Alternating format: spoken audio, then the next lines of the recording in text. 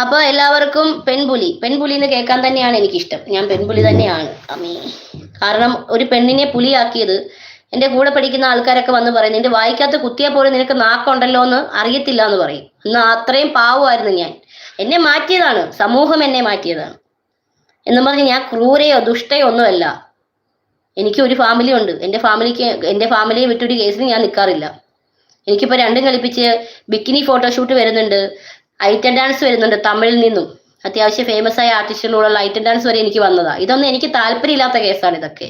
എനിക്ക് എന്റെ കുടുംബത്തിനെ ചേർത്ത് വിളിച്ച് എന്റെ ചാനലുമായിട്ട് ഇങ്ങനെയൊക്കെ കാണിക്കുന്ന കുറെ പേക്കൂത്തുകളും കുറെ പൊട്ടത്തരങ്ങളും കുറെ ബുദ്ധിയില്ലായ്മകളും ഇതൊക്കെ ചെയ്യാനാണ് എനിക്കിഷ്ടം.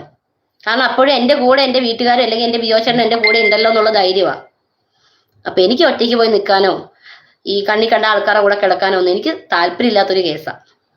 അതുകൊണ്ട്